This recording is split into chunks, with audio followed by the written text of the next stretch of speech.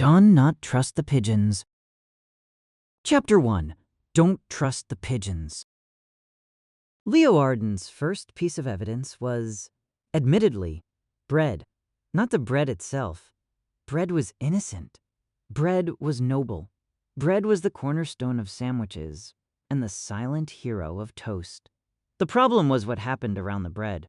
The pigeons of Birchway Plaza formed a semicircle that was a little too perfect, like an audience waiting for a magician to pull a coin from behind a child's ear.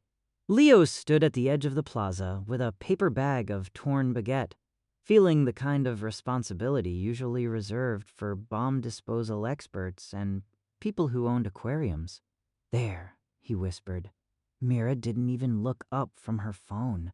She was 2 years older and carried herself like someone who had already decided what reality was and would not be taking counter-arguments at this time. "There, what?" "The semicircle," Leo said. "They're birds. They're organized birds." Mira finally glanced up. A dozen pigeons stared back with their blank, casual confidence. You could not accuse them of being shy. Pigeons had the audacity of tiny landlords. "Leo," Mira said, in the tone she used for explaining that the stove was hot, or that you shouldn't lick a public handrail. "They're lining up because you have bread. That's what they want you to think." Mira sighed, as if the universe had sent her a younger brother and a lifetime subscription to nonsense. "You can't start every sentence like that." "I can," Leo said, "and I will." He tossed a chunk of bread into the middle of the semicircle. None of the pigeons moved. That was unusual. Usually you threw bread and it turned into an instant feathery riot. Wings, tiny feet, beaks flashing like someone had dropped a winning lottery ticket. But these pigeons didn't lunge. They didn't flap. They didn't scramble. They waited, like the bread was a test. Leo's skin prickled. "See?" Mira squinted. "Maybe they're not hungry." "They're always hungry," Leo said. "Pigeons don't have not hungry. They have hungry and hungry, but dramatic." Still, the birds didn't move. 12 heads tilted at exactly the same angle. Exactly. Leo swallowed. "That is not a bird angle." Mira went back to her phone. "It's a head tilt. It's synchronized," Leo insisted. "No animal synchronizes like that unless it's in a nature documentary narrated by someone whispering about the miracle of life." "What if," Mira said, "they're following each other? That's called synchronizing." Mira held up a finger without looking at him. "Okay, Professor Semicircle. Throw another piece." Leo did. The bread landed a little closer to the pigeons. Still nothing. Then the pigeon in the center, the one with the slightly darker neckband and the confidence of a bouncer, blinked. It blinked twice in rapid succession, paused, then blinked once more. Leo's stomach dropped, because it wasn't a normal blink. It was too crisp, like the eyelid was a shutter. And the timing, too, pause, one, felt less like an accident and more like a signal. The other pigeons moved all at once, not scrambling, not fighting. They stepped forward in clean, efficient lines and pecked the bread with the calm precision of people doing inventory. Mira looked up again, a little annoyed now, because Leo's silence had become meaningful. "Okay," she admitted. "That was weird." Leo tried to keep his voice steady. "Thank you. But weird. Like birds are weird. Like birds doing bird stuff." Leo watched the dark-necked pigeon. Its feet hit the ground with a faint metallic tick that he was sure Mira didn't hear over the plaza's fountain and the distant traffic drones humming along the avenue. The pigeon finished pecking, turned, and looked directly at Leo. Not in the way animals looked at bread holders. In the way cameras looked at faces. Leo's throat went dry. "It's looking at me," Mira snorted. You're holding food. Of course it's looking at you. No, it's tracking, Mira said. Leo, like she was trying to rescue him from a deep well of imagination. You've been watching those conspiracy videos again? Leo bristled. They're not conspiracy videos. They're independent investigative documentaries. And anyway, I don't even believe most of them, Leo said, which was technically true in the same way it was technically true that he didn't eat most of the cookies he baked, only the ones that looked suspiciously uneven. I just think it's possible the pigeons are surveillance drones. Mira laughed, loud enough that a man walking past with a coffee glanced over, weary of modern childhood. Pigeons are not surveillance drones. Leo pointed at the bird. That one is a pigeon. That one, Leo repeated, lowering his voice, is a machine. Mira's eyebrows climbed.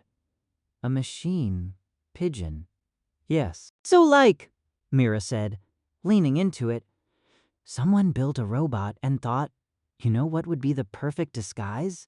The animal that already walks around like it owns the place and nobody does anything about it. Leo's face heated. Exactly. Mira opened her mouth, ready to laugh again, but a tiny noise cut through the plaza's ambience. It was so faint, Leo almost missed it. A soft, intermittent whir, like a toy motor spinning up. The dark-necked pigeon twitched. Just a millimeter, like a glitch. Leo froze. Mira didn't. The pigeon blinked the shutter blink again. 2, pause. 1. Then it turned away and marched toward the fountain with a steady, unnatural gait. Leo's brain kicked into gear. If it was a machine, it had to go somewhere.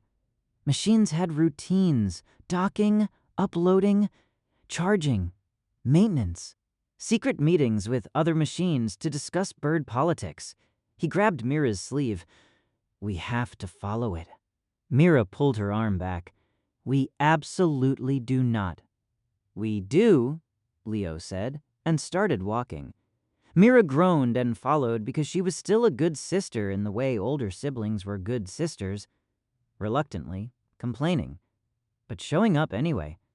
The pigeon led them past the fountain and toward the edge of the plaza where a row of smart lamps stood like tall black reeds.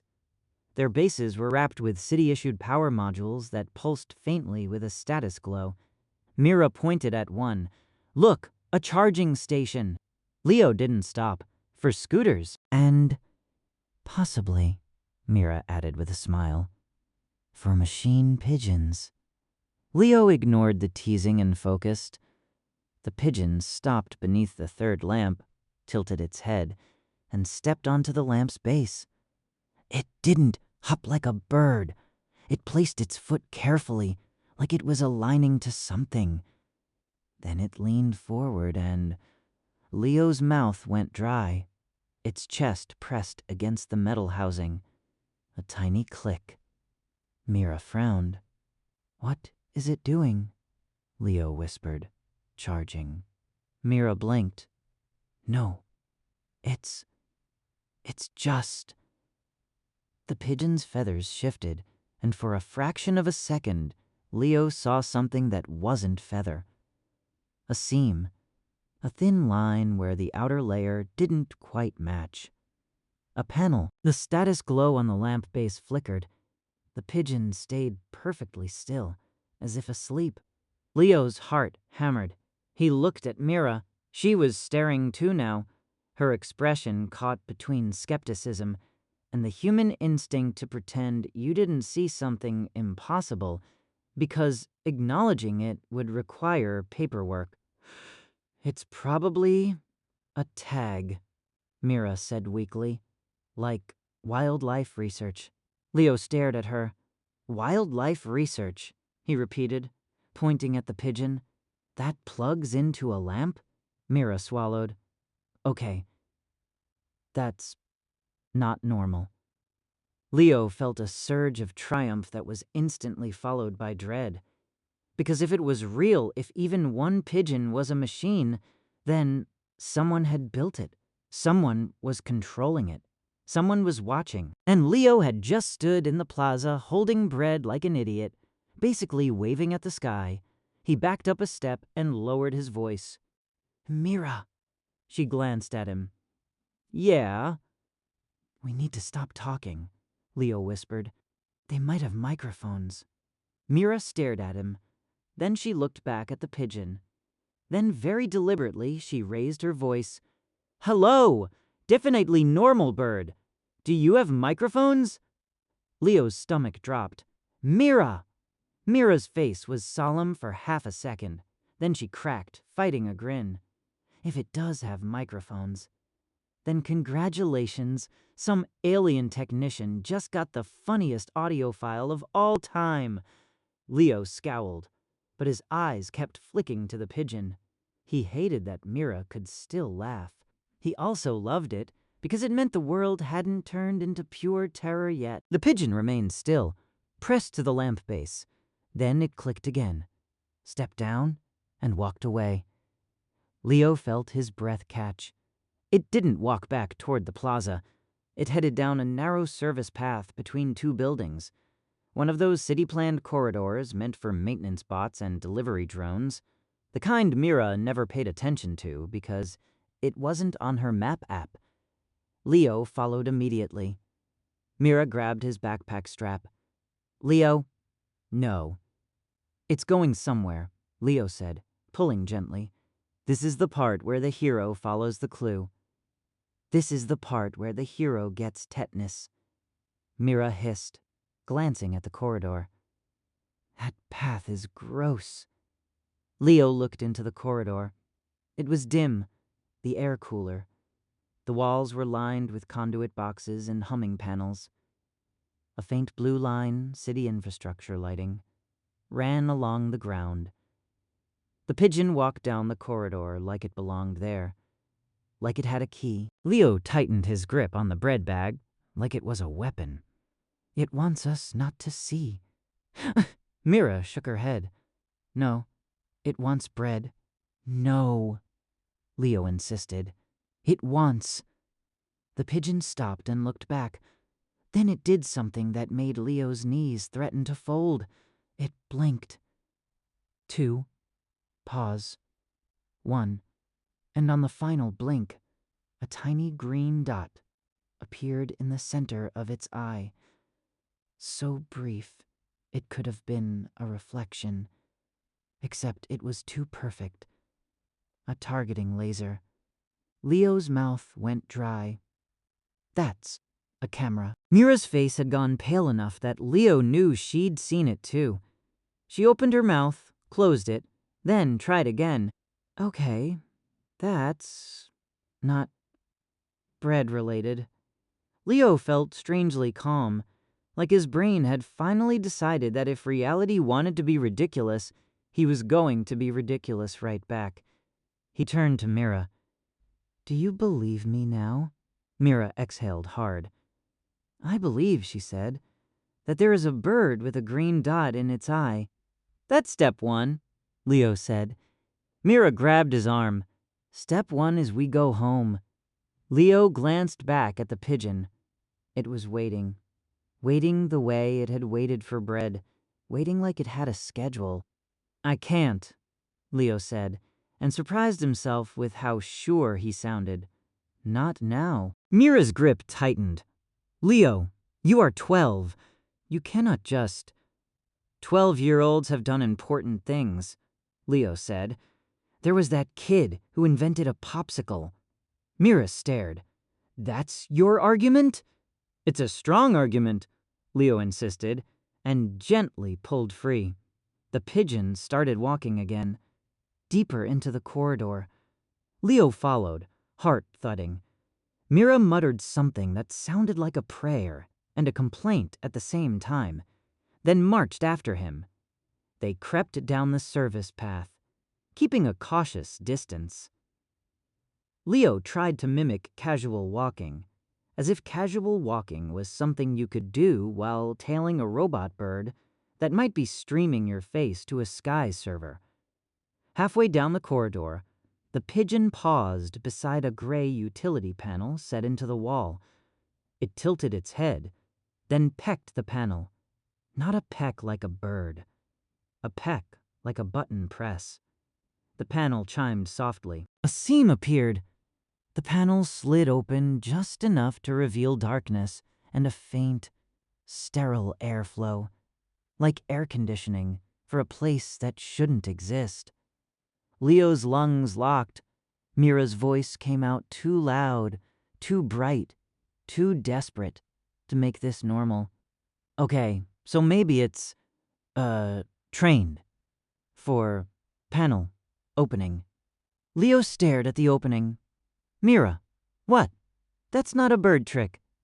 The pigeon stepped into the opening, and the moment it disappeared, Leo saw it clearly, a metallic glint beneath its feather skin, a leg joint that looked like engineered carbon fiber, not bone. Leo's fingers went numb. The panel began to slide shut. Wait, Leo breathed. He lunged forward on instinct. Mira grabbed him, but not fast enough. Leo shoved his hand into the gap.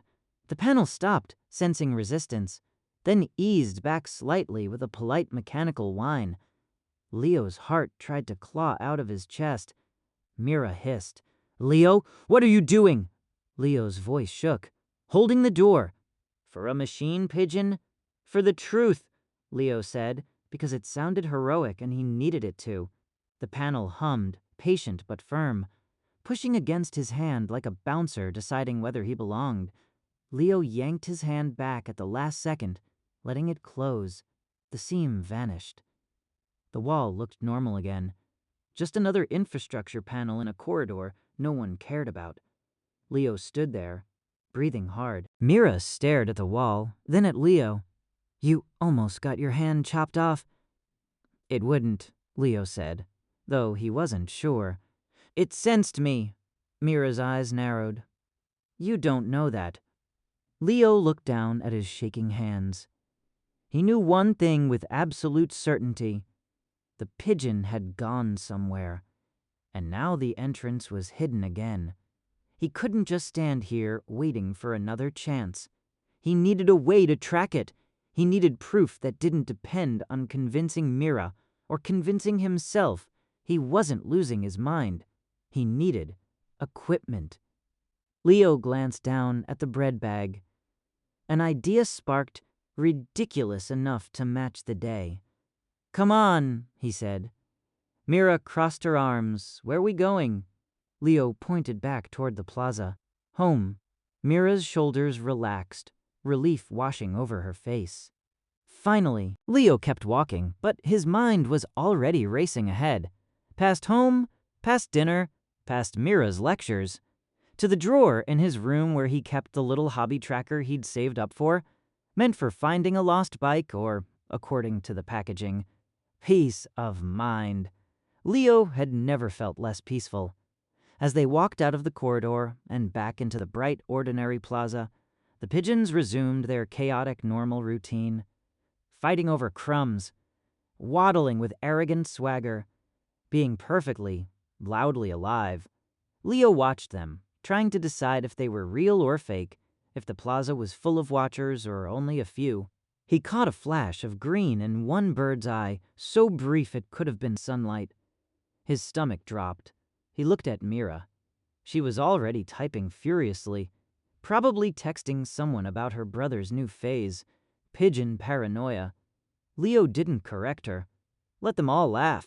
Let it seem ridiculous. Conspiracy theories were easiest to ignore when they sounded like jokes. That night, in the quiet of his room, Leo pulled open the drawer and took out the tracker. Small, flat, with a sticky backing and a range that wasn't impressive, but didn't need to be. He peeled the protective strip halfway, then stopped. He took out his notebook and wrote, carefully, at the top of a new page, case file, pigeon surveillance. He spelled it wrong on purpose. If this turned out to be embarrassing, he wanted future him to have the option of blaming his handwriting.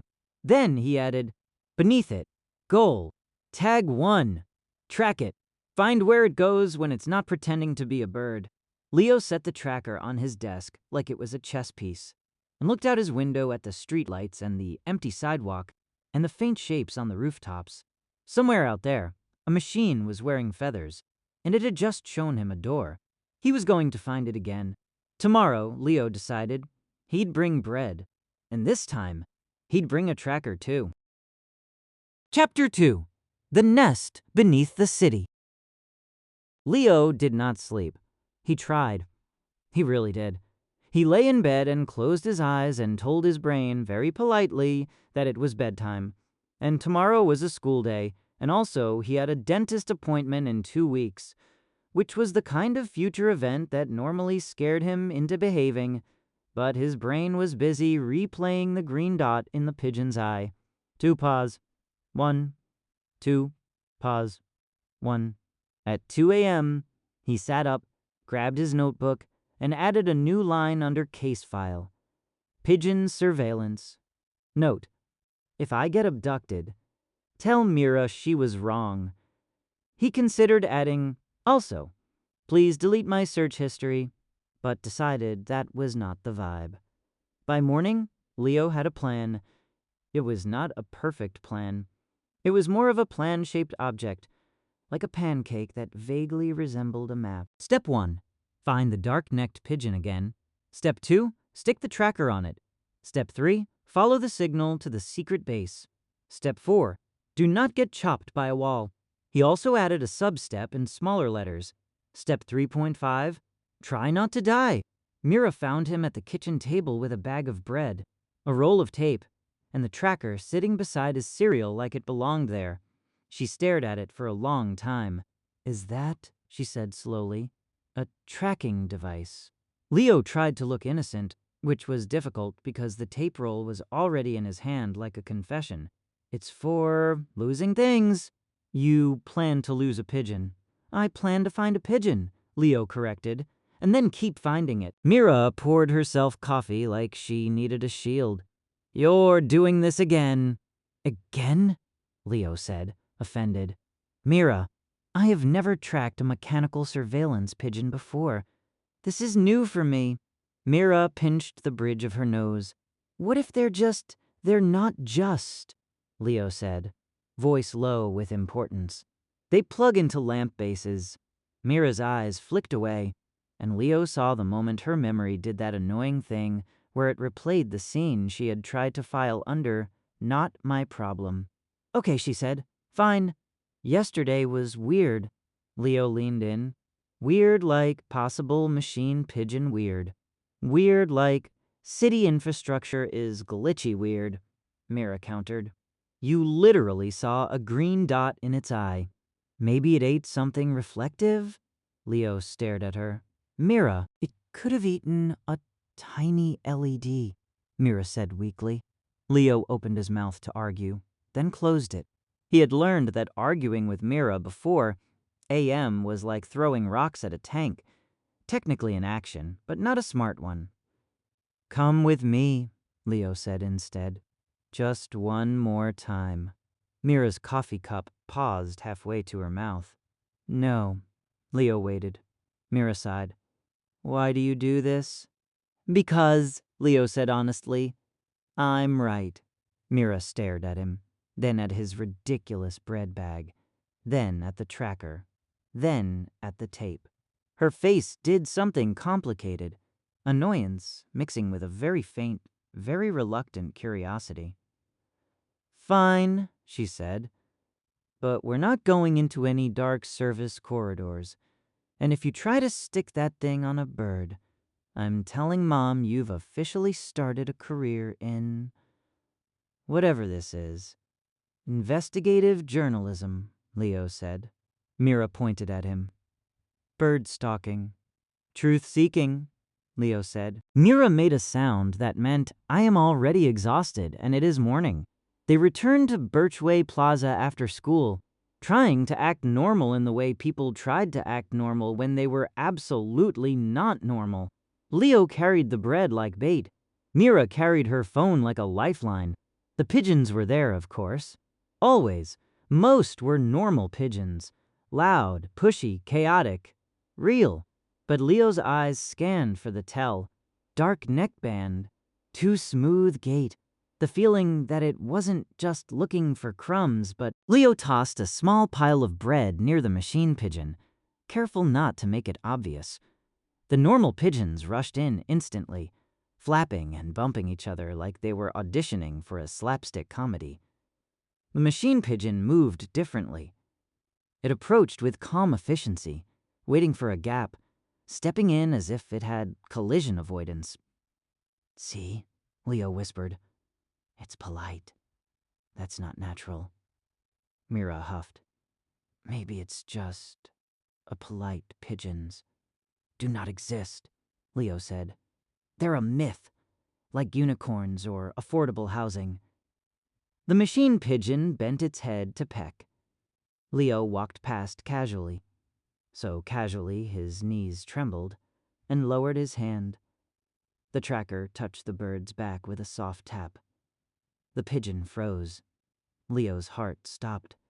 Mira inhaled sharply. For a full second, nothing happened. Then the pigeon twitched like it had received a software update mid-peck. Its head snapped up, and the green dot flashed in its eye. Brief, bright, unmistakable. Leo forced himself to keep walking. "Do not run," he told himself. Running was suspicious. Running was an admission of guilt. Mira, walking beside him, whispered through her teeth. "Leo." "It's on," Leo whispered back. "How do you know?" Leo held up his phone. The tracker app displayed a signal strength bar and a pulsing dot labeled, because Leo had set it up at AM Bird Lyre 1. The dot moved, slowly at first, then with purpose. It exited the plaza, heading in the direction of the service corridor between the buildings. Leo's stomach tightened. "It's going back." Mira grabbed his sleeve. "No, Leo. We said no corridors." Leo looked at her. "You said no corridors." Mira looked at his phone, at the moving dot, and made a face like she'd just realized she'd agreed to be in a story. "This is so dumb." "It's dumb," Leo agreed. "But it's also real." They followed at a distance, trying not to look like they were following a bird, which was difficult because following a bird was inherently suspicious behavior. Leo kept a steady pace. Mira kept muttering like she was narrating her own regrets. The dot on the screen led them straight to yesterday's corridor. The air cooled as they stepped into it. The hum of infrastructure surrounded them. Panels, wires, hidden machines doing the invisible work of a city that pretended it ran on good intentions. The signal grew stronger. At the same utility panel, Leo stopped. Mira stayed behind him as if distance could protect her from nonsense. The dot pulsed almost directly on top of them now. "The door," Leo whispered. Mira crossed her arms, but she was staring at the wall like it might suddenly do something rude. "Okay, so what? You're going to knock." Leo hesitated. Yesterday the pigeon had opened it. Today the pigeon was already inside. He stared at the panel. There were no handles, no keypads, nothing that said secret alien facility. "Please enter here." But there was a tiny, almost invisible indentation near the bottom edge, a place where someone's finger might fit, or something's beak. Leo crouched and ran his fingertip along it. A faint vibration answered, like the wall had noticed him. Mira whispered, "Leo, I think it's a sensor." Leo murmured. He pressed. For a moment, nothing. Then the panel chimed, the same soft sound as yesterday, too clean, too precise. A seam appeared. The wall shifted. The panel slid open. Mira's mouth fell open. A breath of air rolled out, cool and sterile, carrying a faint metallic scent and something else, something like ozone and old rain. Leo's heart hammered so hard he could feel it in his teeth. The opening was just wide enough for a person. Inside was a narrow passage lit by thin strips of pale light that didn't flicker or buzz. The walls weren't concrete. They were smooth, like polished stone that had never met a hammer. Leo looked at Mira, expecting her to say no. Mira looked back, pale and furious. "I hate you," she whispered. "That's fair," Leo whispered, and stepped in. The passage angled downward. The air grew colder. The light strips guided them like runway lights. Behind them, the panels slid shut with a quiet finality. Mira spun and slapped the wall. "Leo, the door!" "It opened once," Leo said, trying to sound calm. "It'll open again." Mira glared. "That is not comforting." Leo held up his phone. The tracker dot was moving deeper, still strong, still real. "Come on," he said. Mira didn't move. She stood rigid, listening to the hum around them, to the faint throb of something alive beneath the city. Then she did the bravest thing Leo had ever seen her do. She swallowed her fear, squared her shoulders, and followed him anyway. "Just so you know," she hissed, "if we die, I'm haunting you." "I deserve it," Leo said. The passage opened into a larger chamber that made Leo forget how to breathe. It was enormous, like an underground hangar, carved out with impossible precision. Surfaces curved smoothly into each other. There were no sharp corners. The light came from panels that seemed embedded inside the walls, glowing softly without visible bulbs. And pigeons were everywhere. Not normal pigeons, though at first glance, they could have fooled anyone who wasn't looking. Dozens of them stood on sleek racks like charging perches. Some were still, heads tucked as if resting. Others moved on silent conveyor tracks, gliding to stations where mechanical arms, delicate, quick, adjusted wing panels and resealed feather-like coverings. Leo's stomach flipped. One pigeon's feathers opened like petals, revealing a compact interior of carbon-black components and tiny spinning gyros. Mira made a sound halfway between a gasp and a strangled laugh. Leo whispered, "Told you." Mira whispered back, voice shaky. This is ridiculous," Leo offered. "Illegal," Mira said. "This is definitely illegal." Leo stared, wide-eyed, watching a pigeon slide into a docking bay where a thin cable connected to its side like a feeding tube. The green dot flashed in several eyes, not all at once, but in patterns. 2, pause, 1, 3, pause, 2. It wasn't random. It was communication. A noise behind them made both of them whip around. A man stood at the edge of the chamber, partially hidden behind a curved pillar. He wore a coat that looked too normal for this place, as if he'd wandered in from an office building and had stubbornly refused to change outfits for alien secrets. His hair was messy, like he'd been running his hands through it a lot. His expression was not surprised. It was tired. "Well," he said, voice echoing slightly in the smooth chamber, "this is not ideal." Mira stepped in front of Leo immediately, older sister reflex snapping into place. "Who are you?" The man lifted both hands slowly. "Dr. Elias Barnes." Leo's eyes went wider. A name, a person, a human, in the middle of the impossible. Mira's suspicion sharpened. "Why are you down here?" Barnes looked at her, then at Leo, then sighed like he was a teacher who just watched a kid bring a live frog to class. "I work," he said, choosing his words carefully, "in containment." Leo blurted, "You mean you knew about the pigeon drones?" Barnes winced. "Yes," Mira snapped. "They're real." Barnes glanced at the nearest rack where a pigeon's head rotated slightly, the green dot focusing briefly on him. "Very real." Leo stepped forward despite Mira's protective stance. They're aliens, right? The pigeons are aliens. Barnes shook his head. The pigeons are not aliens. The pigeons are machines. I said that, Leo pointed out immediately, because if he was going to die underground, he wanted credit. Barnes gave him a short look that was almost respect. You did. Mira's voice went sharp. Okay, who made them? The government? A corporation? Some creepy rich guy? Barnes' mouth tightened. Not human. Silence settled heavy. Leo's pulse roared in his ears. Aliens! Barnes nodded once. Yes. Mira stared at him, then at the room, then at the birds that weren't birds. Why, pigeons. Barnes' laugh came out wrong. More disbelief than humor.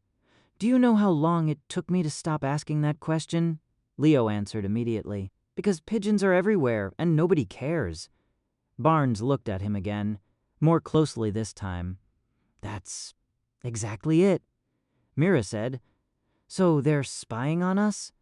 Barnes hesitated. Observing. That's spying, Mira said. Barnes shrugged. A small, helpless motion. If you want to be blunt, yes. Leo's phone buzzed softly. The tracker app pulsed. Bird Liar was nearby. Barnes noticed the phone. His eyes narrowed. What's that? Leo held it up. Proof. Barnes' expression shifted. Not anger. Not fear. Something like alarm. You tagged one. Leo's voice faltered. Yes. Barnes exhaled slowly. You shouldn't have done that. Mira bristled. Don't. You shouldn't have him. You're the one in the secret pigeon cave. Barnes glanced over his shoulder as if listening. And that was when Leo realized something. Barnes was scared. Not of them. Of whatever Barnes expected next. Barnes stepped closer, lowering his voice. You need to understand, this facility is not abandoned. It is active. Leo swallowed. Are there aliens here? Barnes looked up, toward the ceiling, toward the invisible layers of city and sky above them. Not physically, not the way you're thinking. Mira frowned. Then where are they? Barnes' gaze slid toward the racks of pigeons. The green dots blinked in faint sequences. They're connected, Barnes said. Remotely, through these units. Leo felt a cold creep along his spine. So, the pigeons are like eyes, Barnes nodded. And ears, and, in some cases, mouthpieces. Mira's voice went thin. Mouthpieces. Barnes gave her a tired look. Yes. Leo looked around. He spotted something at the far end of the chamber, an elevated platform with a smooth black oval structure like a sculpture or a coffin, or a doorway that didn't want to be called a doorway. What's that? Leo asked. Barnes' eyes followed his gaze. He hesitated. That, Barnes said, is the interface. Mira whispered. The interface with what? Barnes didn't answer right away. Instead, he walked toward it, slow and cautious, like he was approaching a wild animal that could also file reports. Do not touch anything, Barnes said over his shoulder. Leo and Mira followed anyway, because of course they did.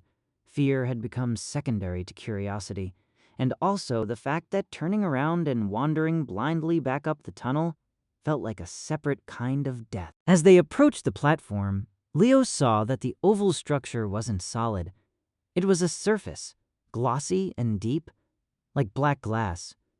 When Barnes stepped onto the platform, the surface rippled, like water. Mira stopped dead. No, Leo whispered. Yes. Barnes stood before the oval. He looked at it as if it had personally ruined his life. Then he spoke, not loudly, but clearly. Unit network, he said. This is Barnes. We have an intrusion. The surface shimmered. A low tone resonated through the chamber. Not a sound exactly, more like the air itself vibrating. Then the black glass lit from within. A shape formed, not fully physical, but projected, an arrangement of light and geometry that suggested a figure without committing to human familiarity. It moved as if it was choosing how to be seen. Mira grabbed Leo's arm so hard it hurt. Leo didn't mind. A voice emerged, not from speakers, not from the air, but from somewhere between the pigeon's blinking dots and the vibrating platform. It was smooth, measured, and unsettlingly calm. "Elias Barnes," the voice said. "Containment failure." Barnes' jaw tightened. "Yes," Leo whispered to Mira. "Oh my God." Mira whispered back, "Shut up." Barnes lifted his chin. "Two miners entered. They have seen the facility." The projected figure paused. The pigeons in the racks blinked in a cascading wave, like a stadium doing the wave except with surveillance hardware. "Assessment," the voice said. Barnes glanced at Leo, then looked back at the interface. "One is responsible for tagging a unit." Another pause. The tone in the chamber deepened, almost like a sigh. "The tag," the voice said, "is inventive." Leo's mouth fell open. It noticed the tracker. It knew. Barnes' eyes flicked to Leo again. A silent message. "Do not talk." Leo nodded quickly, which probably counted as talking with his eyebrows. The projection shifted, focusing, not on Barnes, on Leo. Leo felt the weight of attention like a hand on the back of his neck. It wasn't the paranoid feeling of being watched by a stranger in a plaza. It was direct, intentional. "Human juvenile," the voice said. "You observed the pattern." Leo's brain scrambled. He tried to sound brave and failed, landing somewhere near polite. Yeah. Mira hissed. "Leo!" Leo blurted because his mouth was faster than his survival instinct. "The pigeons blink in codes." The projection held still, as if listening. "Correct," it said. "You noticed. Others do not." The projection paused. "No," it said. Barnes stiffened. "No?" "The juvenile," the voice said, still directed at Leo, "initiated contact. The network has registered him." Mira's grip on Leo tightened. "What does that mean?" Barnes swallowed. "It means," he said carefully, "they know you now." Leo's skin went cold. "Like, I'm on a list." Barnes didn't answer. Which was the answer? The projection's geometry shifted. For a moment, it looked almost curious. "Designation," it said. "You will be evaluated." Mira's voice rose. "Absolutely not." Barnes took a step forward, anger flaring through his fear. "You cannot do this without—" The chamber's lights dimmed slightly, the tone deepening again. Barnes stopped mid-step as if an invisible boundary had formed. The projection spoke, calm as ever. "We have observed your species for a long duration. You have reached a threshold." Leo's voice came out small. "What threshold?" The projection's shape settled, as if deciding the next words mattered. "Awareness," it said. Barnes breathed out through his nose, a bitter sound. "So, this is it." Mira looked between Barnes and the projection, her face pale but hardening into something fierce. "Who are you?" The projection paused. A sequence of blinks rippled across the pigeons. "Name," it said. "Kithra." The name landed in the chamber like a dropped stone. Leo's mind latched onto it. Kithra. A person. A representative. Not just a system. Barnes' voice went quiet. "Kithra is their liaison," he murmured to Mira, almost like he couldn't believe he was saying it out loud. Mira whispered, "Liaison." Leo's thoughts spun. Liaison meant talk. Talk meant not immediate death. Talk meant maybe, just maybe, This wasn't an invasion. Kethra's projection turned toward Leo again. You followed the unit, Kethra said. You pierced concealment. You seek explanation. Leo swallowed. He forced himself to stand up straight, even though his knees wanted to negotiate with gravity. Yes, Leo said. And you're spying. Kethra's voice remained even. Observing. Leo's mouth tightened. Spying. A pause. Then, surprisingly, Kethra said, Your language is sharp. Mira muttered, Yeah, well, so is your pigeon program. Barnes shot her a look that said, Please don't insult the alien interface while we're underground. Leo took a breath. He didn't know why he did it. Maybe because the ridiculousness had finally looped back around into clarity. Maybe because he'd spent all night preparing to be right, and now that he needed to decide what being right was for. You can't just watch people forever, Leo said, voice trembling but steady enough. If you're here, then talk. Don't hide behind birds. The chamber went very still. The pigeons stopped blinking. Even Barnes stopped breathing for a second. Kethra's projection didn't flare or threaten. It didn't do the thing villains did in movies when they got offended. Instead, Kethra said, You request contact. Leo's throat tightened. I request you stop pretending you're pigeons. Kethra paused again, as if that was, novel. Direct contact is complex, Kethra said. Your species responds with fear. Mira snapped. Because you're using robot pigeons. Leo shot her a look, but he didn't disagree. Barnes found his voice. Kethra, they are children. You cannot hold them here. Kethra's projection shifted slightly, like turning a head. They are witnesses. The juvenile is suitable. Leo's stomach dropped at that word. Suitable for what? Barnes went rigid. No! Mira's voice sharpened. What does suitable mean? Kethra's voice was calm. A bridge. Leo stared at the projection. A bridge. Between what? Between species. Between worlds. Mira whispered. Leo. Leo felt the moment settle into his bones. The ridiculous conspiracy theory had led him here, into a chamber of machine birds and alien light. And now an alien liaison had called him a bridge like it was the most normal thing in the universe. Barnes stepped toward Leo, careful not to cross whatever invisible line had stopped him before. Listen to me, he said quietly. Whatever they offer, whatever they suggest, you do not agree without understanding the cost.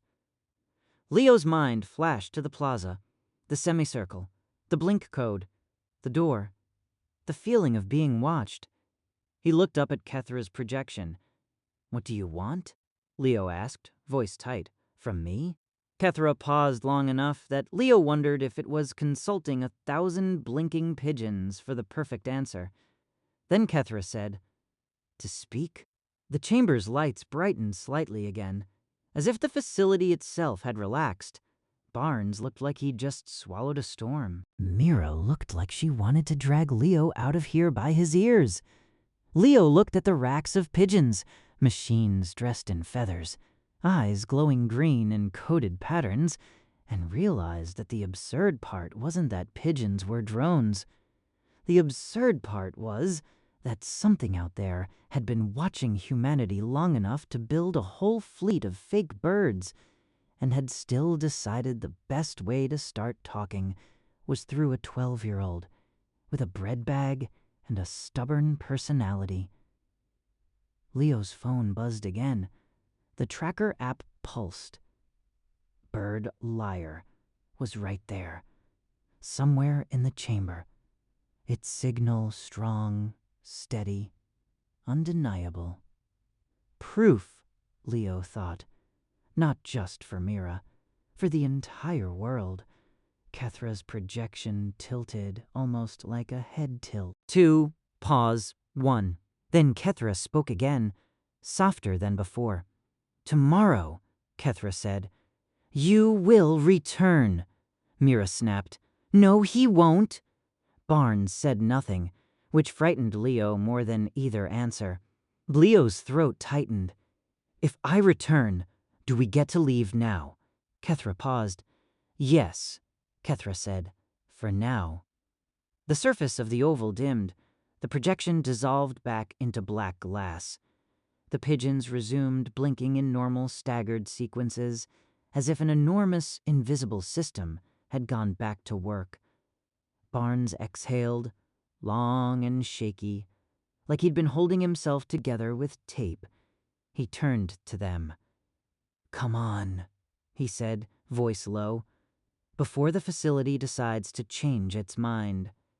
Mira grabbed Leo's hand. Leo let her. They followed Barnes back toward the passage, the hum of alien machinery fading behind them. As they approached the wall panel, it opened without anyone touching it, as if it had been listening all along. They climbed the tunnel in silence. Mira's hand stayed tight around Leo's. Barnes walked ahead like a man who'd spent too many years under a city that didn't know it had a basement. When the panel slid open and daylight spilled in, Leo blinked hard. The plaza noise rushed back. Fountain, traffic, laughter, the ordinary world pretending it was alone. Mira pulled Leo out into the open like she was dragging him back into sanity. Barnes stepped out last. He paused, looking around the plaza with a kind of distant grief. Then he turned to Leo.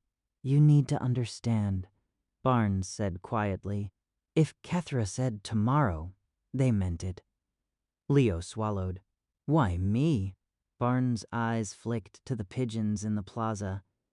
"Real ones and," Leo now suspected, not so real ones mixed together like lies in a crowd. "Because," Barnes said, voice tight, "you're the first one who noticed and didn't look away." Mira shook her head fiercely.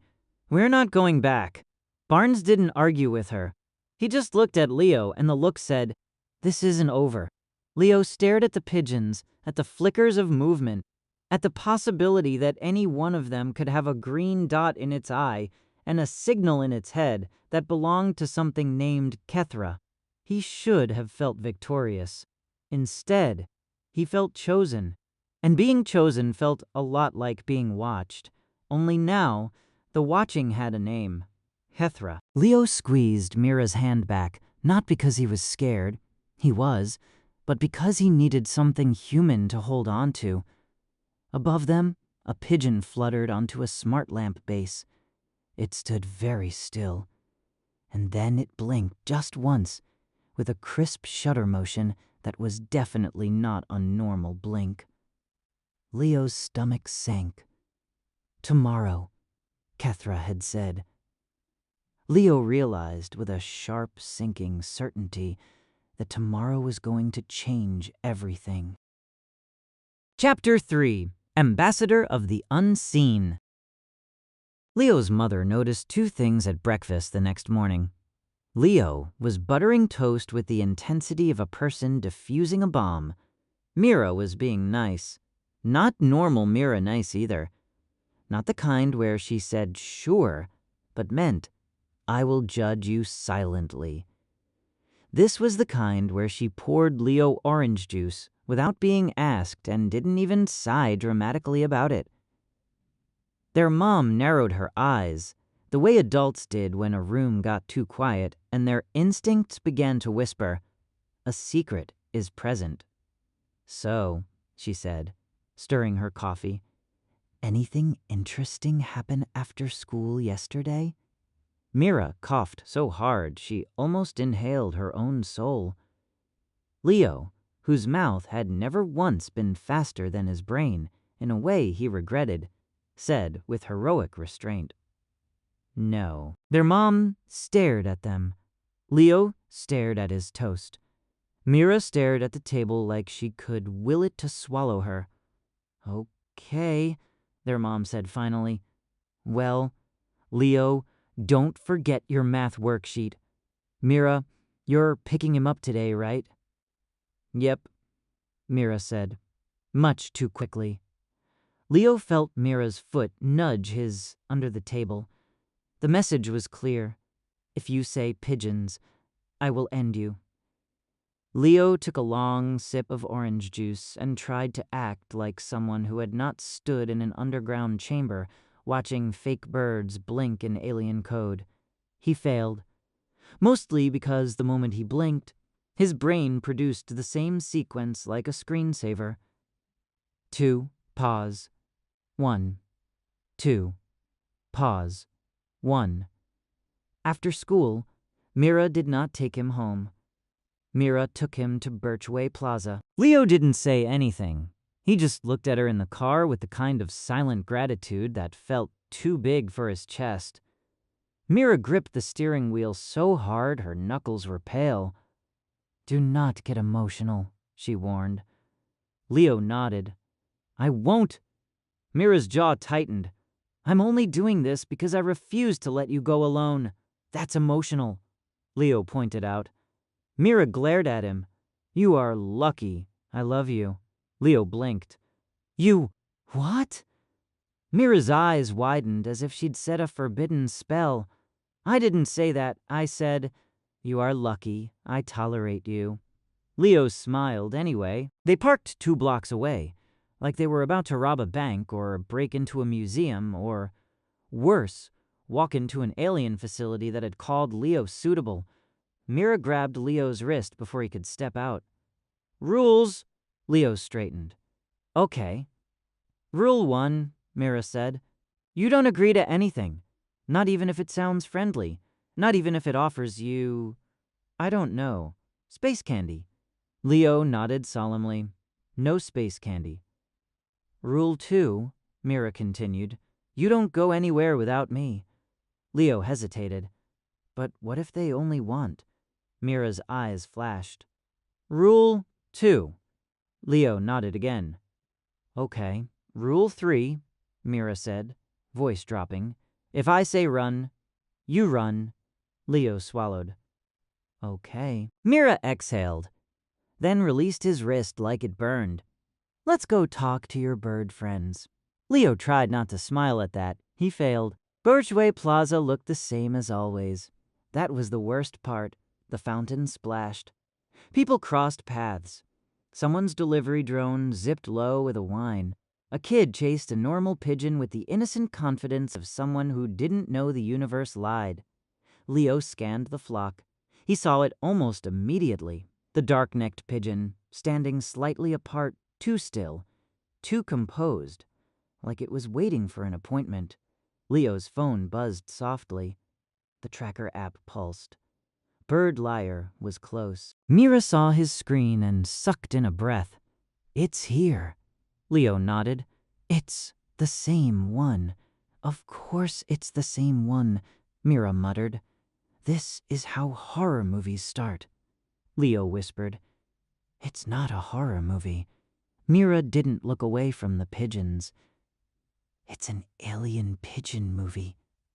Leo started toward the corridor between buildings, not running, walking like someone who belonged in a city that had no secret basement. Mira walked beside him, shoulders tight, eyes darting. The machine pigeon followed at a distance of exactly 3 meters, matching their speed with unnerving precision. Mira whispered, It's following us. Leo whispered back, Yeah. Mira's voice went strained. How are you calm? Leo's calm was mostly fake, but he said, honestly, because I'm too busy being right. Mira made a sound like she wanted to argue but couldn't. They reached the service corridor. The air cooled. The hum returned. The city's hidden heartbeat. The utility panel was where it had been, pretending to be nothing. The machine pigeon stepped forward and pecked the panel once. Chime, seam, open. Mira stared at the doorway like it had personally insulted her. I hate that it listens to the pigeon. Leo said, Same. They stepped inside. The panel slid shut behind them. The passage felt narrower this time, as if Leo's nerves had expanded and the walls had stayed the same. The lights guided them downward, the silence broken only by the faint, steady hum that made Leo think of a giant computer thinking thoughts it didn't share. At the bottom, the chamber opened up again. Curved walls, embedded light, racks of pigeon units standing in neat, terrifying rows like a library of lies. Dr. Elias Barnes was waiting near the interface platform. Leo wasn't sure how he felt about that. Relief, maybe, or the odd sensation of being expected. Barnes looked worse today, more tired, as if he'd spent the night arguing with something that didn't sleep. "You came," Barnes said, like he already knew they would. Mira snapped. "We didn't have a choice." Barnes didn't contradict her. He looked at Leo's phone. "You left the tracker on." Leo lifted his chin. "Yeah." Barnes' mouth tightened. "That complicates things." Leo's stomach sank. "Why?" Barnes looked past them, toward the nearest rack where 3 pigeons blinked in a slow pattern. "Because they will interpret it as assertion." Mira's eyes narrowed. "Good." Barnes blinked at her, surprised. "Excuse me?" Mira stepped forward, braver than her shaking hands. "They hid under our city and watched us with robot birds. If a sticker on one of them is an assertion, then maybe they deserve to be asserted at." Barnes stared for a beat, then exhaled slowly. "You're not wrong." Leo's chest tightened with a sudden sharp pride. Mira still didn't believe in conspiracies, but she believed in defending her people. Barnes rubbed his forehead. "Listen, before Kethra connects, I need you to understand what's happening." Leo nodded. "Okay." Barnes spoke like a man choosing each word like it could trigger an alarm. "The units you see are not just cameras," he said. "They are a network. Each one is a node. They observe.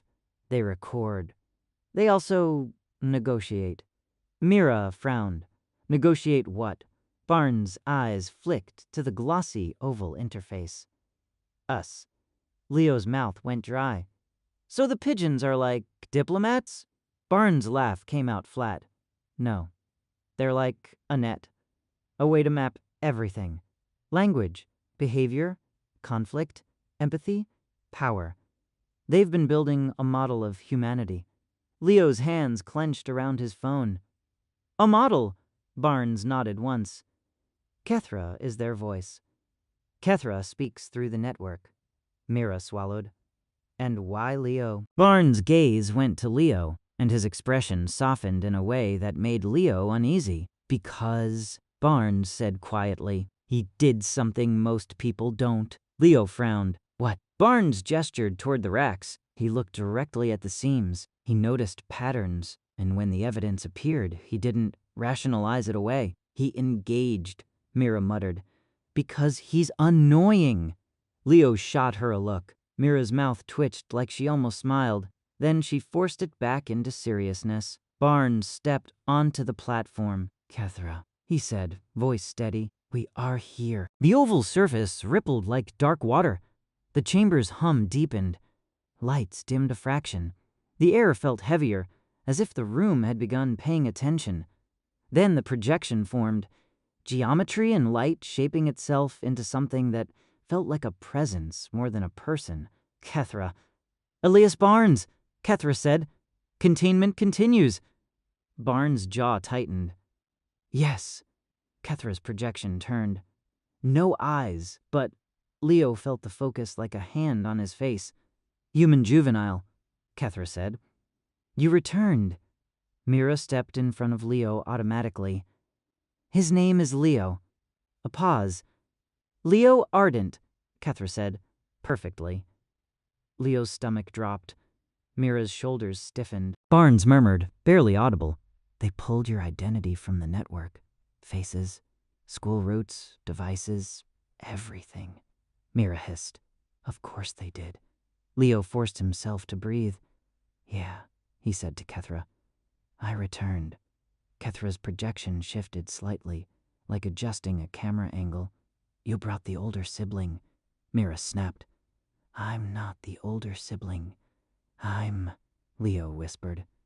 "Mira, but not as a warning, more like a request. Stay with me. Mira shut her mouth and stayed. Kethra continued, calm and precise. Your species reaches an awareness threshold. Concealment reduces. Response becomes required. Leo swallowed. So, you're going to stop hiding? Kethra paused then. We will begin an exchange. Barnes stiffened. With whom? Kethra's projection turned fully toward Leo. With him. Mira's voice cracked like a whip. No! Leo's heart hammered. Why me? Kethra's answer came without hesitation, as if it had been decided long ago. Because you already speak to us, Kethra said. You do not require authority to engage. You require curiosity. Mira's hands tightened into fists. He's 12. Age is a local unit, Kethra said. Function is universal. Mira stared at the projection like it had slapped her. Barnes looked like he wanted to argue but was calculating how. Leo's voice came out smaller than he wanted. What do you want me to do? Kethra's projection rippled, and the pigeons in the racks blinked in a slow cascade. Ambassador, Kethra said. Bridge. The word hit Leo in the chest. Ambassador meant meetings and suits and saying the right thing. Ambassador meant adults.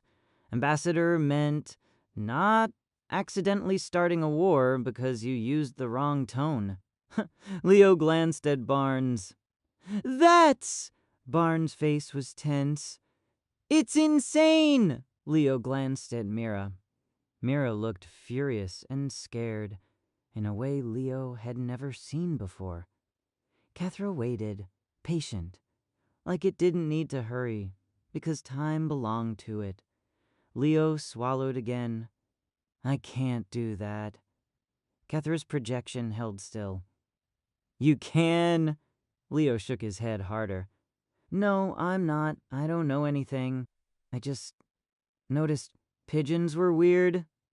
Kethra replied, almost gently. Correct. You noticed. Then you followed. Then you returned. Barnes cut in, voice tight.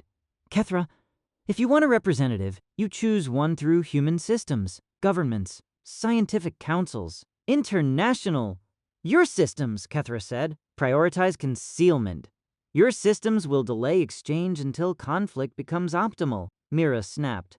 Optimal for who? Kethra's projection paused. The chamber's tone shifted slightly, like a note changing. Optimal for survival, Kethra said. Yours and ours. Leo felt cold. So, there's danger, Barnes whispered. There's always danger. Mira stepped forward, voice trembling but fierce. If you want someone to talk to me. I'm older. I can. Kethra's projection turned toward Mira. You resist until forced, Kethra said. Then you protect. That is valuable. Mira's expression flickered. Then Kethra turned back to Leo. But you seek before forced, Kethra continued. That is rarer. Leo's throat tightened. The words weren't insulting. They weren't flattering. They were an assessment, a machine's truth. Leo looked down at his phone. The tracker icon pulsed steadily. Proof he had touched the network and left a mark on it. A thought surfaced. Absurd and sharp. I started this with bread. He raised his head. If I say yes, what happens? Barnes' eyes widened slightly. Leo. Mira grabbed Leo's arm. No. Kethra answered anyway. You will not be taken, Kethra said. You will not be harmed. Mira barked a humorless laugh. That's exactly what the suspicious robot pigeon network would say. A ripple went through the chamber as several units blinked in a synchronized pattern. For a split second, Leo could have sworn the projection paused like it was, considering humor. Kethra said, skepticism is healthy. Mira blinked. Did it just? Barnes muttered. Don't encourage it. Leo took a breath. If I'm an ambassador, what do I actually do? Kethra's projection expanded, and the air hummed, and suddenly, the chamber's lights shifted to reveal something Leo hadn't noticed before. A ring of displays embedded into the far wall, dark until now. One by one, they lit. Not images like TV. Maps, patterns, graphs that pulsed, language trees branching and reconnecting. A moving visualization of city flows, pedestrian routes, device pings, traffic, noise. And then, on one screen, a view from a pigeon's perspective over the plaza. Leo recognized the fountain, recognized himself yesterday, holding a bread bag like an idiot. Mira made a strangled sound. Barnes went very still. Kethra's voice filled the chamber. You will translate intent. You will shape the first exchange, so it is not fear-based. Leo stared at the screen with his own face on it and felt a wave of anger rise up. Hot, protective, human. You were watching me, Leo said. Yes, Kethra replied. You were watching all of us, Leo said, voice shaking. Yes, Kethra said again, calm as gravity. Leo's hands curled into fists. Mira's grip tightened. Barnes stepped forward, voice hard. Kethra, you cannot expect cooperation after. Leo cut him off, surprising himself. Wait. Barnes blinked. Mira stared at Leo like he'd grown another head. Leo took a deep breath and looked at the projection, forcing the anger into words instead of yelling. If I do this, Leo said, you have to stop hiding in birds. Not all at once, maybe. But you have to stop treating us like animals in a tank. Kethra paused. The pigeons blinked slowly, like a system thinking. Request, Kethra said. Transparency. Yeah, Leo said. And consent. Barnes' head snapped toward Leo. Mira's eyes widened slightly, and for a moment her fury shifted into something like respect. Kethra's projection held steady. Consent is emerging concept for your species. Mira snapped. We have consent, Kethra replied evenly. Your species applies it inconsistently. Mira opened her mouth, then shut it, because, unfortunately, the alien surveillance network had a point. Leo pressed on, voice steadier now. If you want a bridge, you don't start by lying. You start by admitting what you did. The chamber seemed to quiet. Even the hum felt less intrusive, as if listening. Kethra spoke, and for the first time the tone carried something that felt like concession. We concealed, Kethra said, because your species destroys what it fears. We concealed because your species is not singular. We concealed because we feared your fear. Leo swallowed. That didn't excuse it, but it made a strange kind of sense. Mira whispered, barely audible. This is insane. Barnes' voice was low. Leo, careful. Leo nodded once, without looking away from Kethra. Okay, then here's my deal. Mira's head whipped toward him. Your deal? Leo kept going. Because if he stopped now, his courage would evaporate. I'll talk, Leo said. I'll help you start an exchange, but you have to do 3 things. Kethra paused. List. Leo lifted 3 fingers, trembling slightly. 1. You don't hurt people. Not now, not later, not in secret, not through accidents. 2. You stop using the surveillance pigeons on kids. That's... Leo swallowed, searching for the word. Gross. 3. You talk to more than me. You don't get to make me your only doorway. You talk to adults too. Scientists. Leaders. People who can actually represent people. Mira's eyes burned into his profile. Barnes looked startled, then almost proud in a pained sort of way, like Leo had done something Barnes had been too cautious to do. Kethra's projection shifted. The pigeons blinked in patterns, fast, then slow, like a conversation happening in code beneath the words. Finally, Kethra said, "Agreed, with conditions." Mira snapped, "Of course there are conditions." Leo forced himself not to flinch. "What conditions?" Kethra's voice remained even. "You will be trained. You will be protected. You will be monitored." Mira started. "Absolutely not." Leo raised a hand slightly toward her without looking away. "Wait." Mira froze, shocked into silence by the fact that Leo had just wait at her. Leo's voice was careful. "Monitored how?" "Through the network," Kethra said. Leo's stomach sank. "So, pigeon camera eyes? Forever." Kethra paused. "Through agreed channels," Barnes cut in quickly.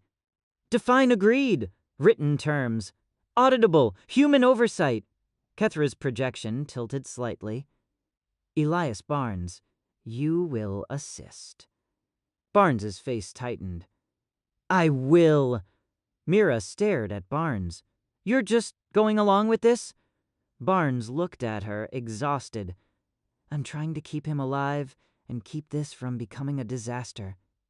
Mira's voice broke. "He's my brother." Barnes' expression softened. "I know." Leo's heart squeezed painfully. He turned his head just enough to look at Mira. Mira's eyes were bright, furious, scared. She looked like she wanted to drag him home and lock the doors and scream at the sky. Leo whispered, "I'm sorry." Mira whispered back, "Don't you dare." Leo turned back to Kethra. His voice shook, but he said it anyway. "Okay," Leo said. "I'll be your ambassador." The words felt too big for his mouth. For a moment, nothing happened. Then the chamber's lights brightened, subtly, like a system acknowledging a new state. A ripple of synchronized blinks ran through the racks like applause made of shutters. Kethra spoke, and the word sounded almost ceremonial. "Ambassador?" Kethra said. "Confirmed." A pause. Then, as if to anchor it in something Leo could actually hold, Kethra added, "The unit you tagged will be assigned to you." One of the pigeon units detached from its rack and glided forward on a silent track. It stopped several feet away, head angled toward Leo. Its eye blinked. 2. Pause. 1. Then a small panel on its side slid open, and Leo saw, clean and unmistakable, the tracker he'd stuck on it, still firmly attached. The pigeon's chest emitted a soft tone and a voice, flat, synthetic, but clearer than Kethra's projection, spoke from somewhere inside it. "Unit designation, Corvus 7, it said. Assigned." Leo stared. "It can talk," Mira whispered, horrified. "The pigeon can talk." Barnes rubbed his eyes. "Of course it can." Leo took a careful step forward, then stopped, half expecting an alarm or a laser or something that would punish him for existing. Corvus stayed still, head slightly tilted. Its eye blinked once. Normal this time, not coded. Leo didn't know why, but he said the first thing that came to mind. "So," Leo said to the pigeon, voice small, "do you like bread?" There was a pause so long, Mira actually made a strangled laugh. Corvus replied, perfectly flat. "Bread is not required." Leo nodded, solemn. "Okay, just checking." Mira exhaled shakily, and in that exhale Leo heard something change. Not acceptance, not comfort, but the beginning of coping. Kethra's projection turned slightly toward Mira. "Older sibling," Kethra said. "Your protective function is noted." Mira crossed her arms automatically, because it was her default state when reality got rude. "Great," Kethra continued. "You will remain nearby." Mira snapped. "I did not agree to that." Kethra replied, "You already perform it." Mira opened her mouth, then shut it again. Because again, unfortunately, Kethra had a point. Barnes stepped off the platform, shoulders heavy. "We need structure," he said, more to himself than anyone. "Terms, boundaries, human oversight, and we need to prepare," quietly, "for what happens when this becomes public." Leo's stomach lurched. "It's going to become public?" Barnes looked at Leo, eyes tired but steady. "If this is real diplomacy?" "Yes, eventually." Mira's voice was small. "People will panic." Barnes nodded. "Some will. Some won't believe. Some will pretend they always knew. And some," he added, glancing at Leo, "will insist they noticed first." Leo managed a shaky smile. Kethra's projection softened. If light and geometry could soften. "Exchange begins with you," Kethra said to Leo. "But it will not end with you." Leo swallowed hard. He looked at the racks of units, at the maps and models on the wall, at Barnes, who looked like a man holding a door against a storm, at Mira, whose hand had found Leo's wrist again, gripping like an anchor. Leo realized something that made his throat ache. This wasn't just about being right. It was about what happened next. He looked up at Kethra. "Okay," he said again, steadier this time. "Then let's do it right." Corvus blinked once. Kethra's voice filled the chamber, calm as ever. "Agreed," Kethra said. "Ambassador Leo Ardent." And somewhere above them, in the ordinary plaza full of ordinary people and not ordinary birds, the world kept moving, unaware that in a room beneath its feet, a 12-year-old had just said yes to the biggest conversation in human history. Thank you for listening. If you like this story, please subscribe for more.